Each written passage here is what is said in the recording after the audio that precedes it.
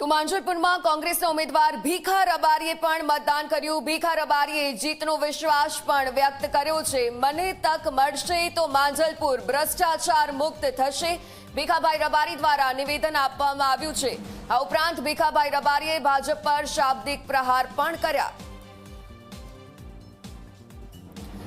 તો માંજલપુર વિધાનસભાની આ બેઠક માટે આજે મતદાન કરવામાં આવી રહ્યું છે। કોંગ્રેસના ઉમેદવાર ભીખાભાઈ રબારીએ પણ મતદાન કર્યું છે। ભીખાભાઈ રબારીએ જીતનો વિશ્વાસ પણ વ્યક્ત કર્યો છે। તેમણે કહ્યું કે મને જો તક મળશે તો માંજલપુર ભ્રષ્ટાચાર મુક્ત જરૂરથી થશે। ભીખાભાઈ રબારીએ ભાજપ પર પણ શાબ્દિક પ્રહાર કર્યા।